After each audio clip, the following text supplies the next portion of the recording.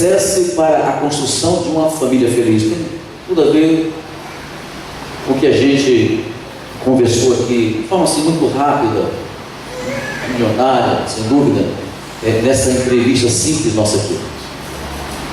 Deus vai impressionando, queridos, a mente sobre a necessidade de estudar mais sobre oração. Eu comecei a comprar livros, eu comecei a buscar pessoas na igreja e dentro da igreja e fora da igreja. Interessante que eu achava que tinha poucas pessoas dentro da nossa igreja com experiência de oração, mas acabei descobrindo que tem muita gente. Nós temos muitos pastores no mundo inteiro e que escreveram sobre oração, e chegamos a traduzir alguns desses livros, e à medida Deus vai impressionando a mente quando a gente sobre essa necessidade de estudar, e Ele foi me impressionando, e estudando sobre esse tema, quanto mais eu estudava sobre a oração, quanto mais eu pesquisava, irmão, sobre esse tema, eu percebia que eu sabia muito pouco ou quase nada.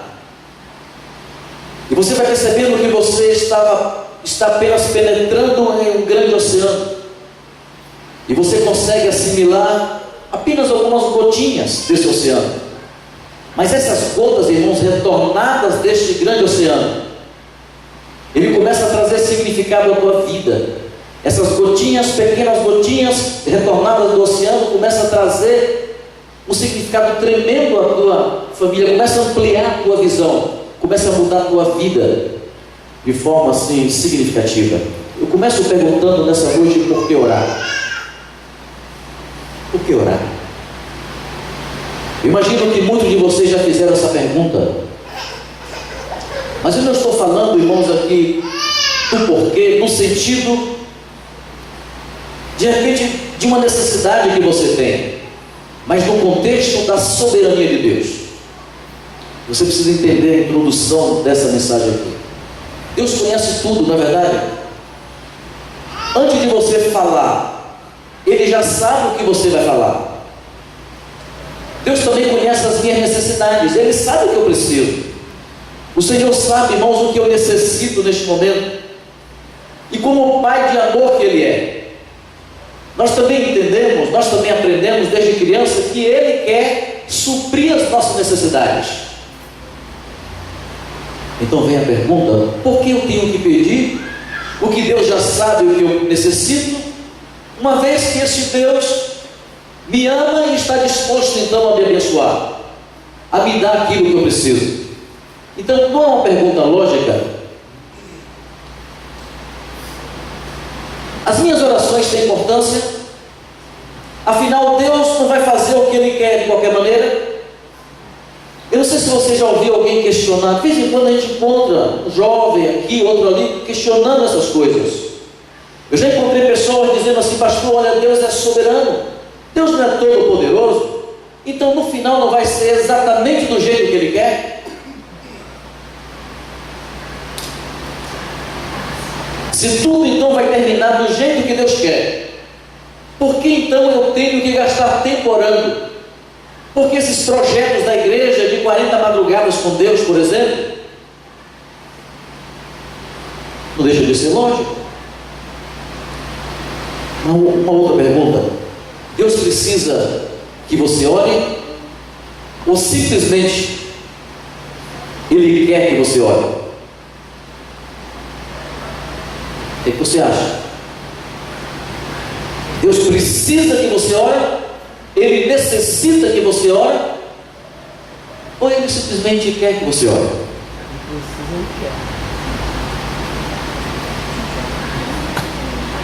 Eu vou fazendo algumas perguntas e vai ampliando aqui a nossa visão.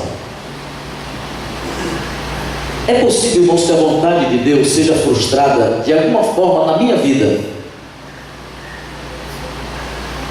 Seria possível a vontade de Deus ser frustrada de alguma forma na minha família, no meu casamento, se eu não orar? Será que a vontade de Deus na vida dessa igreja, a igreja de colégio, pode ser frustrada se essa igreja não orar?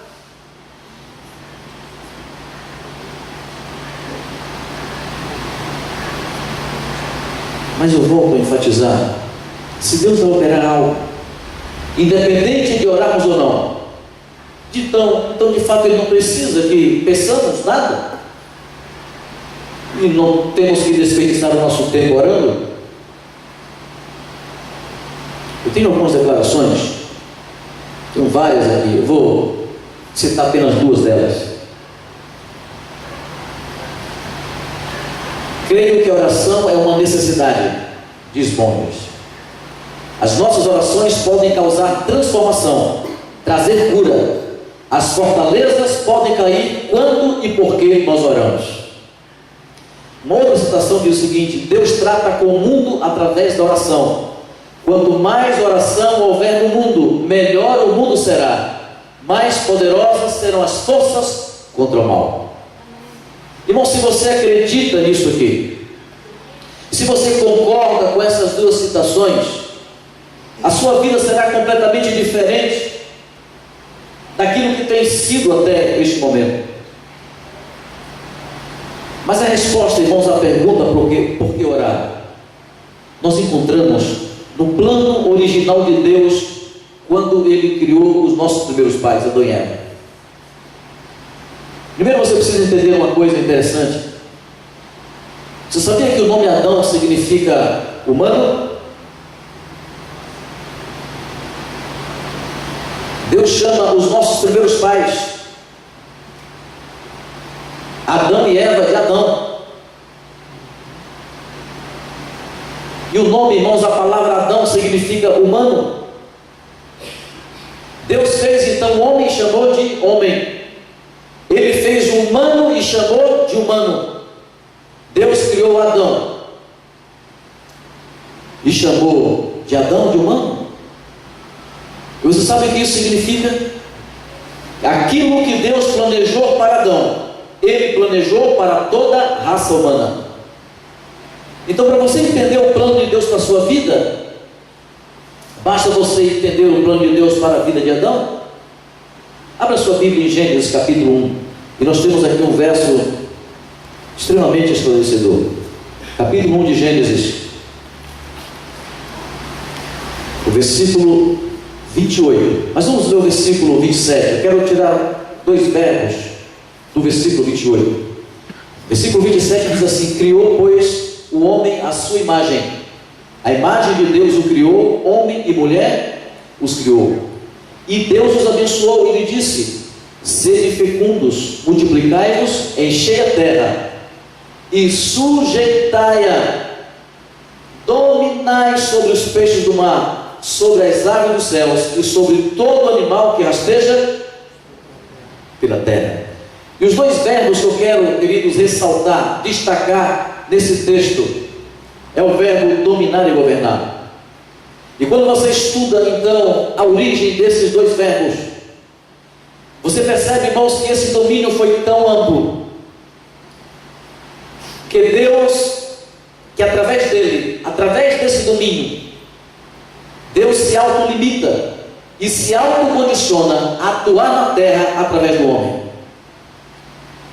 Quando você estuda o significado deste domínio, deste governo, é tão profundo, irmãos, o significado dessas duas palavras, que por trás deste governo e deste domínio, Deus está dizendo para o homem que ele auto se limitou e auto se condicionou a atuar na terra através do homem. O Salmo 115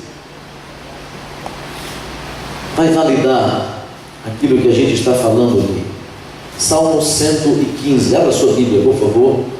O Salmo 115, o versículo 16. Olha só que coisa impressionante. Salmo 115, o versículo 16. Diz assim a palavra: os céus são os céus do Senhor, mas a terra deu a ele a quem? Aos filhos dos homens. E aqui aparece, irmãos, uma palavra hebraica chamada Natan. Ele confiou, diz aqui a palavra, ele deu. Veja, Deus não abriu mão do seu direito de propriedade sobre a terra, mas ele então atribuiu à humanidade a responsabilidade de governá-la. E a Bíblia apresenta, queridos, um monte de exemplos, mas o exemplo que mais me impressiona é aquele que aparece lá em Gênesis, no capítulo 12, quando Deus então se aproxima de Abraão. Você conhece o contexto, e Deus então diz assim: Abraão, abençoarei aqueles que te abençoarem, e aqueles que te amaldiçoam eu haverei de amaldiçoar, e serão benditas em ti, Abraão, todas as famílias dessa terra. Deus se aproxima, irmãos, de Abraão e diz assim: Abraão, você é a conexão. Eu vejo você, Abraão, eu olho para você e eu vejo sinceridade em seu coração. Você é um homem segundo o meu coração, conforme o meu coração. Eu me alegro a olhar para você. E ele então diz assim para Abraão: você vai ser a conexão, você vai ser um canal de bênção. Em ti serão benditas todas as famílias da terra. Em outras palavras, Abraão, sem você a bênção não chega. Eu quero abençoar, mas eu necessito de você. Você, Abraão, vai ser a conexão humana. Vocês estão entendendo, irmãos, onde eu quero chegar? Deus escolheu, irmãos, desde os tempos da criação, trabalhar na terra através dos homens, não independente deles. Sempre foi assim e sempre será. Embora Deus seja um Deus todo-poderoso, embora o nosso Deus, irmãos, seja um Deus soberano, as Escrituras dizem claramente que Deus se autolimitou e se autocondicionou a atuar na terra através do ser humano. E o método que Deus escolheu se chama oração. Agora eu pergunto: não seria por isso que as famílias se encontram assim, em tal confusão? Não seria por isso, irmãos, que nos deparamos com tanto desajuste na família moderna, discórdias, intrigas, separações e divórcios?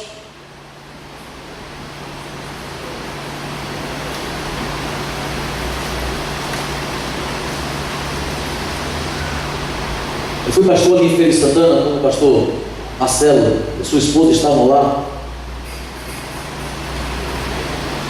2 horas da manhã, primeira vez e última também, que alguém me acorda 2 horas da manhã, uma família em pé de guerra. E eles então me convidam para ir até a residência deles. E ali os 2 filhos, os 3 filhos já maduros, já adolescentes, o mais velho já jovem, e ele diz assim, e eu chego ali, eu sento e tento me contextualizar do que está acontecendo, e aquela família, aquele casal está assim: você anda? Uma família interessante ali na igreja. Os filhos frequentavam a igreja de Siqueira Campos, mas os pais frequentavam a igreja central de Feira de Santana. Eles têm dinheiro, e muito dinheiro. Eles têm contrato, irmãos, com a Petrobras até hoje. Cada contrato, mais de 10 milhões. Acompanhei tudo isso. São pessoas ricas. E eles brigaram. E os filhos não aceitavam a decisão dos pais. Eles começaram a conversar 8 horas da noite. Era 2 horas da manhã quando eles me ligaram. Eu lembro quando um filho, mas o caçula, desrespeitou o pai ali. Ele foi agressivo. E o pai disse assim: olha, você me respeita porque eu dei o melhor para você. Tudo que você queria, eu dei para você. E aquele filho se levanta e diz assim: o senhor está enganado. E o pai disse assim: olha, eu dei as melhores escolas. Você estudou na melhor escola de Feira de Santana. E ele disse assim: mas não foi nenhum sacrifício para o senhor? O senhor tinha dinheiro. Agora, interessante, o senhor nunca foi na minha escola. Quantos problemas eu tive na escola? O senhor nunca conheceu uma professora minha? Nunca.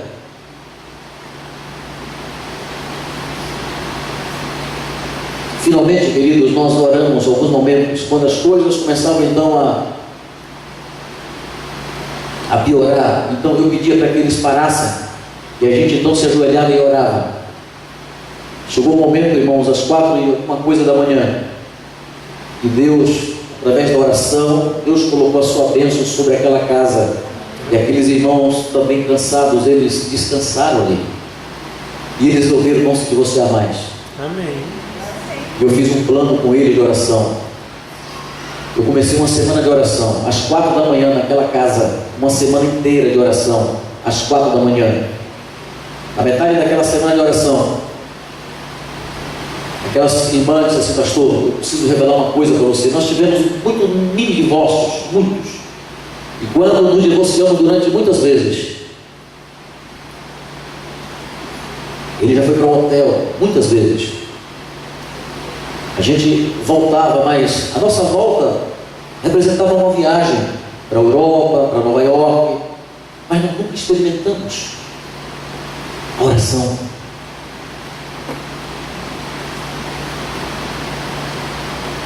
E aquela semana de oração mudou, irmãos, para sempre a vida daquela família, para sempre. Amém.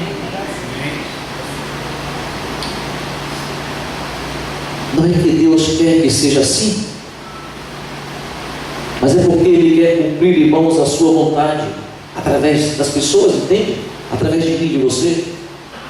Nós encontramos desde o início na Bíblia, Deus precisando de homens e de mulheres de fé. Se abre a Bíblia no Gênesis, Apocalipse, e começa Deus precisando de profetas. Encontramos na Bíblia, irmãos, Deus precisando de juízes, de um Messias humano. Deus precisando de mãos humanas para curar, Deus precisando de voz humana para falar. Veja Deus procurando o tempo todo, no Gênesis, Apocalipse, Deus procurando. Eu pergunto, por quê? Por que Deus procurando? Porque Deus se autolimitou, irmãos, e se autocondicionou a atuar na terra através do homem. E o método principal se chama oração. Nós temos muitos exemplos na Bíblia que valida o que estou pregando nessa noite, mas o exemplo que mais me fascina é o exemplo de Elias. E você conhece 1 Reis capítulo 18. Deus precisa de uma pessoa e Ele então usa Elias para realizar a sua vontade através da oração. E o povo no dia de Elias se encontrava, irmãos, em uma situação de apostasia. E Deus então chama Elias e diz assim: Elias, olha, eu vou mandar uma seca sobre essa terra e vai durar 3 anos e meio. E quando chegar então os 3 anos e meio, Elias, eu quero que você ore para que chova. Isso aqui já deu um nó, irmãos, na minha cabeça. Veja, de quem foi a ideia da seca? De quem foi? Foi de Elias ou de Deus? De Deus. E o poder para a chuva, irmãos, vinha de Elias ou vinha de Deus? Então por que Elias tinha que orar para que Deus fizesse o que Deus queria fazer? E só Ele tinha poder para fazer. Você está entendendo o que eu quero dizer para você nessa noite? Depois de 3 anos e meio, já havia se passado então um tempo. Já era, irmãos, o tempo de Deus, mas a chuva só veio quando Elias orou. Porque Deus se autolimitou e se autocondicionou a atuar na terra através do homem. E o método principal que ele resolveu escolher se chama oração. Mas é outro detalhe, irmãos. Você lembra quantas vezes Elias, Deus pediu para que ele orasse? 7 vezes. É o número da perfeição, não é isso? Mas esse negócio aqui sempre pareceu para mim algo sem sentido. Imagine comigo, irmãos, Deus disse assim: Elias, olha, chegou o tempo de enviar a chuva, e você então tem que orar quantas vezes? 7 vezes. Então Elias começa a dizer assim: Senhor, a chuva, Senhor, a chuva, Senhor, olha a chuva. Imagine, 7 vezes, parece sem sentido. Mas sabe qual é a conclusão, irmãos, que eu chego? Deus estava ensinando a Elias e a nós hoje que nós temos que orar até que a bênção seja realizada, até que a tarefa seja realizada, até que a bênção seja alcançada. Orar até quando? Até que a bênção seja alcançada. Parábola de Jesus, na página 145. Ellen White diz o seguinte: Deus não diz, peça uma vez e lhe será dado. requer que peçamos. Persistamos, ela diz, incansavelmente em oração. E ela conclui dizendo: a prece persistente coloca o suplicante em atitude mais fervorosa e lhe dá maior desejo de receber o que pede. Esse é um texto, irmãos, tremendo. Todos os autores, todas as pessoas que têm intimidade com oração e escreveram sobre oração, tem uma palavra em comum, uma palavra-chave para a oração. E essa palavra, irmão, se chama perseverança. Esqueça de tudo, mas não esqueça, queridos, dessa palavra perseverança. Orar até quando? Até que a tarefa seja o quê? Seja realizada. Agora, você sabe qual é o problema da perseverança? É que ela precisa de fé. Só que você começa a orar por um problema que se instala lá na tua casa, e você ora por uma semana e nada acontece, e você ora então por 2 semanas e nada acontece, nada muda, e você então faz o quê? O que acontece com você? Você deixa de orar, você desiste. Eu quero dizer para você nessa noite, querido amigo e irmão, se você orar um mês e a bênção não chegar na tua vida, se você orar por 2 meses, por 1 ano, por 10 anos e a bênção não chegar na tua vida, não desista, porque Deus certamente estará te ensinando no mínimo, o caminho da perseverança.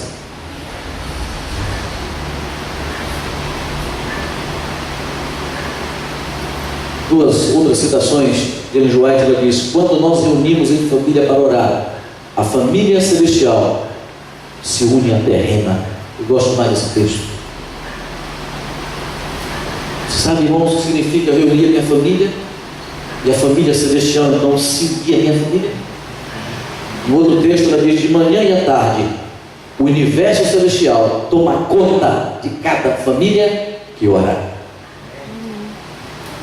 Querida igreja, as famílias estão precisando da bênção, e Deus quer abençoar as famílias dessa igreja. Só que tem um problema: falta conexão, irmãos, com Ele. Você precisa da bênção de Deus na tua vida e na vida da tua família, só que falta um problema. Falta, irmãos, os filhos de Abraão, entende? Faltam intercessores. Existe um Deus que quer abençoar e está disponível. Ele é poderoso. E existem, irmãos, muitas pessoas e muitas famílias que estão necessitadas da bênção de Deus. Mas Deus necessita de mais filhos de Abraão. Entende? Deus necessita de mais conexão humana. Deus necessita mais intercessores. Homens que se coloquem entre o céu e a terra para abençoar a sua própria família. Deus não apenas quer que você ore, Deus necessita que você ore. Existem coisas, irmãos, que Deus quer fazer na tua casa, mas Ele não vai fazer enquanto você não orar.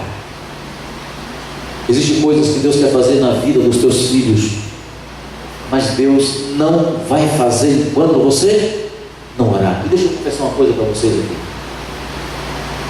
Minha filha fez Enem 1 ano, fez cursinho 1 ano. Ela não passou no vestibular. Isso aqui é algo pessoal. Você não precisa levar isso aqui. Não quero fazer disso uma regra, entende? Isso aqui é algo muito pessoal. Minha filha não passou no vestibular para odontologia assim que ela saiu do ensino médio. Ela cursava ali no IAM. Ela não passou.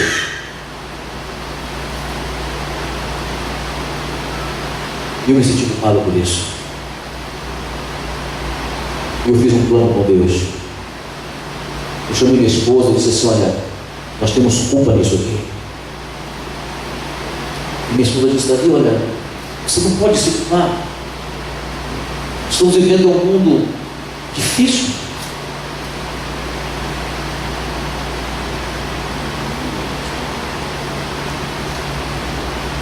É um mundo muito concorrido, o mundo dela.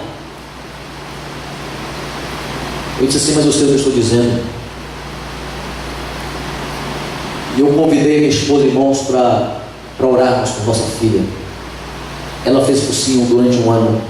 E eu tenho plena, mas plena convicção que não foi o cursinho que deu a vitória para minha filha, mas sim as nossas orações, as madrugadas, todos os dias intercedendo por ela.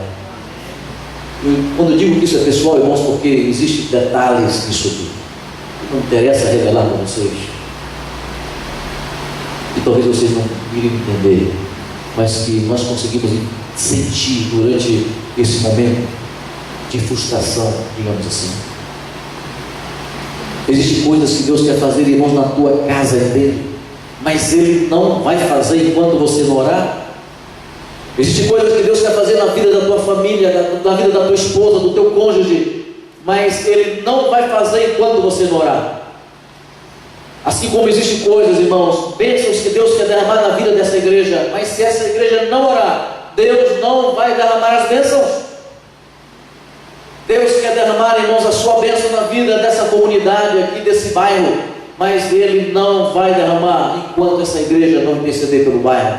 E se eu fosse o diabo, irmãos, eu faria de tudo para essa igreja não orar, ou para que ela orasse o mínimo possível, porque quando nós não oramos, Deus fica de mãos atadas. E Ellen White, irmão, diz que o céu para. Você já imaginou? Porque o céu, ela diz, é movido por nossas orações. Amém? Que privilégio, irmão, Deus nos dá. O céu é movido por nossas orações. Ela diz que o céu para quando nós não oramos. E quando você começa a entender isso, então você começa a dizer: olha, como é que eu posso orar apenas 10 minutos por dia? Você começa a sentir, irmãos, vergonha de você mesmo. Se você não vê mais as ações de Deus na tua casa, me desculpe, meu querido irmão, você é o culpado. E essa verdade, sabe, me estremece. Essa verdade, irmãos, mexe comigo. A propósito, você tem um plano de oração, você intercede com sua família, tem um horário, um momento em que você entra no quarto, tem um momento em que você então entra num lugar reservado para orar pelos seus filhos, por sua família. Existe um Deus, querido, disponível, que quer trabalhar e fazer coisas grandes, mas Ele se autolimitou e se autocondicionou a atuar na terra através do ser humano,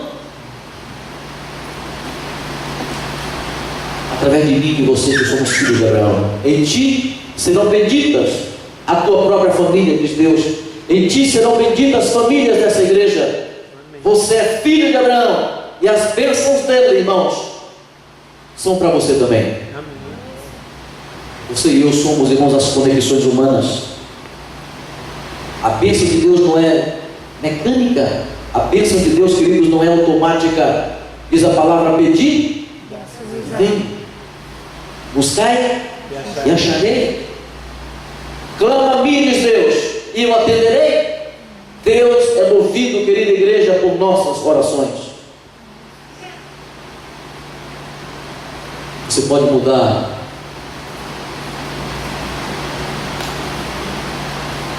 a história da sua casa, a história da sua família. Nós podemos, irmão, mudar a história dessa igreja. Nós podemos mudar a história de muitas famílias aqui. Podemos mudar, irmãos, a história de muitas pessoas, se nós simplesmente orarmos por elas. Eu quero concluir contando algo que me impactou de forma assim tremenda.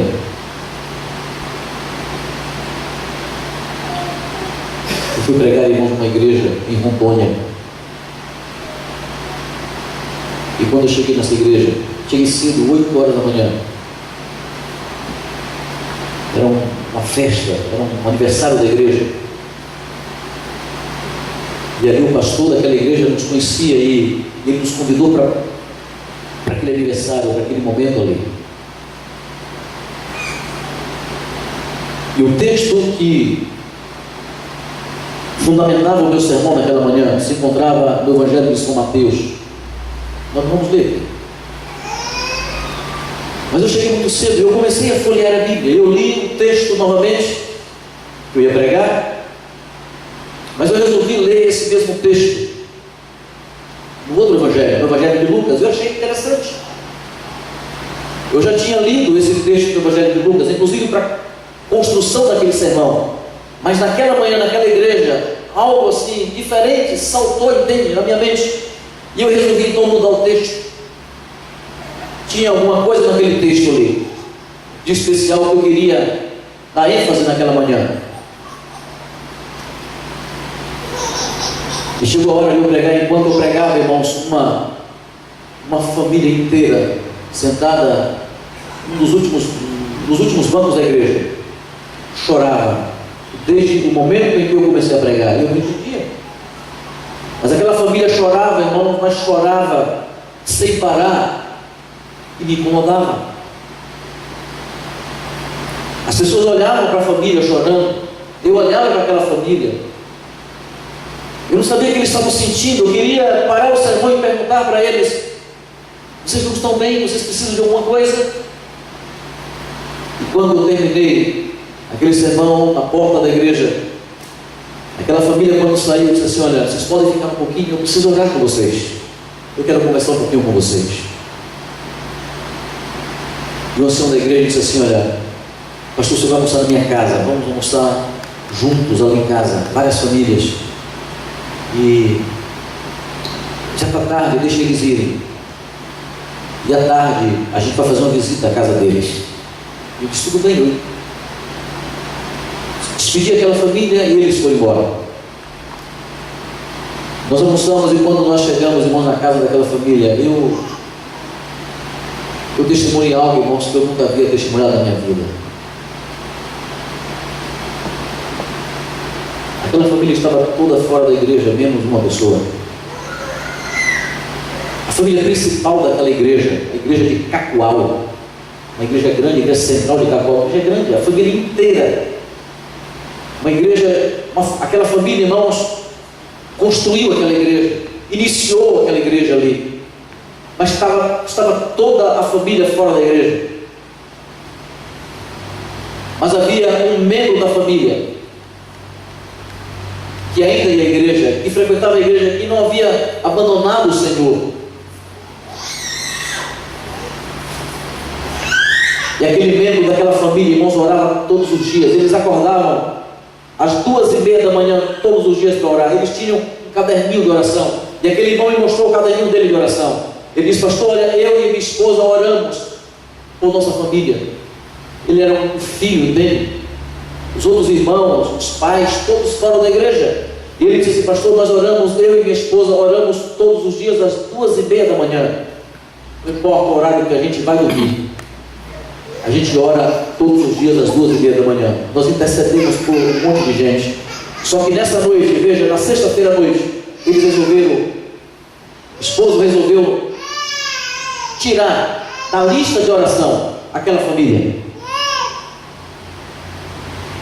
Tinha muita gente, muitas pessoas, eles eram um casal, irmão, de oração, e as pessoas viam neles isso, e reconheciam isso. E muita gente pedia para que eles orassem. E eles tinham muitas pessoas ali para orar, e eles não davam conta. E aquele esposo disse assim naquela noite: querida, a sua esposa, vamos fazer o seguinte, vamos deixar essa família um pouco de lado, a nossa família. Nós já oramos mais de um ano por ela, todos os dias, nada acontece. Vamos então substituir essa família, nossa família, por outras famílias. Será que nós não estamos sendo egoístas? E a esposa, irmão, disse assim: não, nós não vamos desistir de orar. Vamos fazer o seguinte, vamos orar mais 20 minutos. Nós podemos orar 20 minutos além do período que nós oramos. Eles oravam 1 hora, irmãos, de 2:30 às 3 horas da manhã. Vamos orar 20 minutos a mais, e vamos incluir essas pessoas novas que pediram para a gente. Mas vamos continuar orando por nossa família até que a bênção seja alcançada. Irmãos, naquele momento, enquanto eles intercediam pela família deles, eles não faziam ideia de que Deus dava um sonho para o pai, e dava o mesmo sonho para a mãe, e davam o mesmo sonho para uma filha, ainda que morava com eles. E neste momento, e quando terminou o sonho, irmãos, o sonho era tremendo. O sonho dizia, parece que Jesus estava ali naquele momento ao vivo, entende, falando com eles. Parecia que não era sonho, diziam eles. E eles acordaram no mesmo momento. O sonho terminou no mesmo momento, era o mesmo sonho, e eles tiveram a mesma intenção. Correram do quarto para contar o sonho, e se encontraram na sala da casa. E o sonho dizia o seguinte: ó, Jesus está voltando. Vocês estão perdendo a salvação de vocês. Vocês devem ir à igreja hoje de manhã, sábado.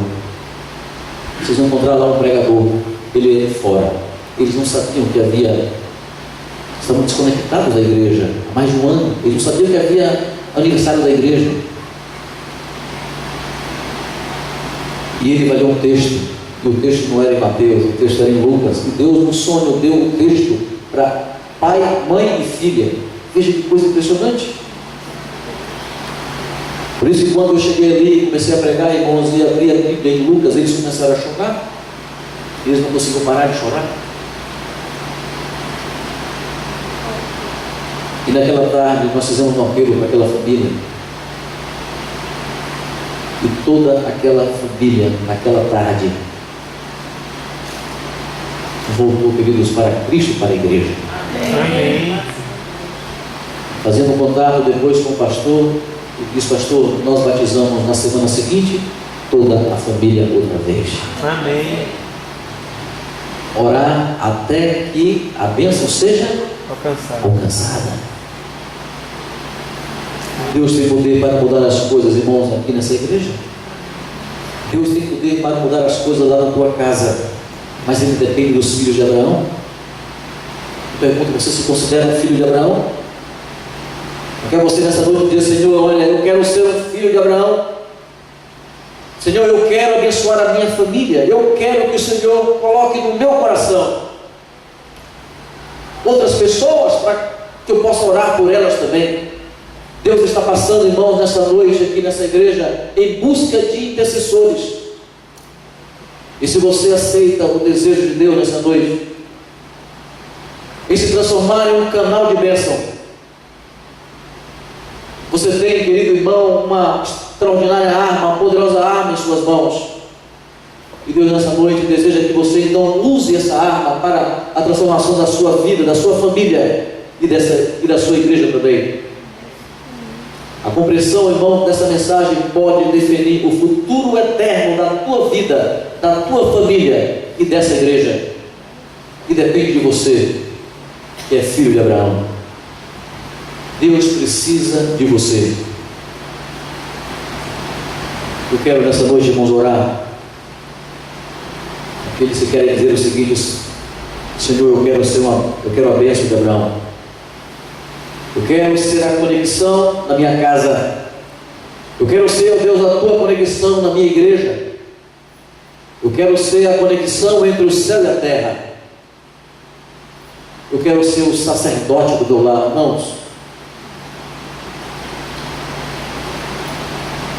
não existe mais sacerdote nos lares. E Deus, essa noite, Ele quer levantar você como sacerdote do seu lar. Alguém aqui nessa noite gostaria de se colocar em pé dizendo assim: Senhor, eu quero ser a conexão, eu quero ser um filho de Abraão, eu quero ser um sacerdote do meu lar. Eu cheguei em casa hoje à noite, eu vou conversar com minha esposa, eu vou conversar com o Senhor, e eu vou estabelecer um momento para orar pela minha casa, orar pela minha igreja e orar pelas pessoas que estão necessitadas do poder da oração. Nós vamos ouvir uma música agora. Enquanto você escuta essa música, quero convidar, irmãos, coloque em pé onde você está. Você, nessa noite, decide ser um filho de Abraão. Nessa noite você decide ser a conexão entre o céu e a terra. Você, nessa noite, decide assumir a postura de sacerdote do seu lar. Gostaria que vocês se colocassem em pé. Eu quero orar por você nessa noite, pedindo que a bênção de Deus alcance você também.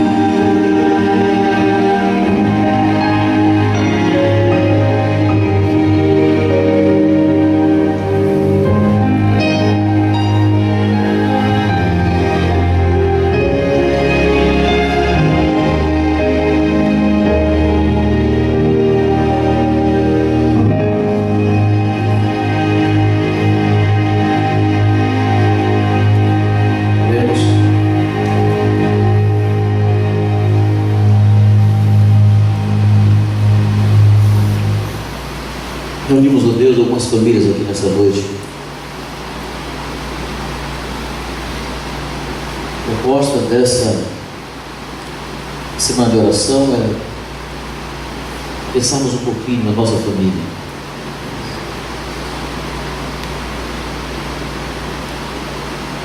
Rever os nossos valores, a missão da nossa família,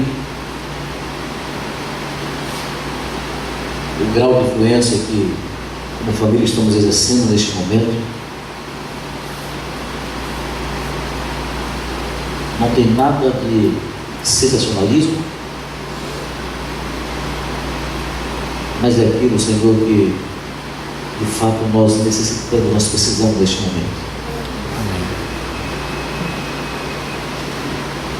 O Senhor pode nesta noite contemplar aqui os filhos de Abraão, as conexões, ó Deus, entre o céu e a terra.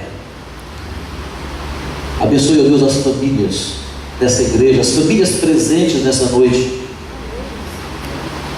Ao eles voltarem, ó Deus, para os lares deles, por favor, Deus, não permita que nenhum deles durmam sem discutir, ó Deus, com o cônjuge, se possível também com os filhos, a necessidade, ó Deus, de buscarem o Senhor de dia e de noite. Amém. Mas nessa noite, ó Deus, assim como a Tua Palavra nos orienta, nós chamamos a responsabilidade, ó Deus, para os pais, que devem ser os sacerdotes, ó Deus, do lar. Que a Tua bênção, Deus, alcance cada família, à medida que os Teus filhos dobrarem os seus joelhos e começarem, ó Deus, a interceder por sua família. Consequentemente, ó Deus, que a Tua bênção alcance essa igreja, à medida que famílias Deus, os seus joelhos e começarem, ó Deus, a orar pela saúde dessa igreja. O Senhor deseja olhar para essa igreja e ver uma igreja plenamente saudável. Mas isso não vai acontecer, ó Deus, se essa igreja não clamar, não orar ao Senhor.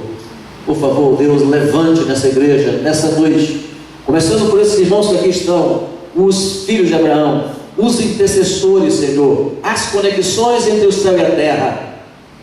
E à medida que essas famílias forem abençoadas, outras famílias haverão, ó Deus, de ir atrás delas e conhecer, ó Deus, com o método, com a razão da tua bênção na vida desses queridos. Por favor, Deus, nessa noite, nos leve, ó Deus, em paz nos nossos lares e derrame, Deus, a tua bênção sobre a nossa vida, sobre a nossa casa. Nós oramos por isso agradecidos no nome de Jesus. Amém, Senhor. Amém, Senhor.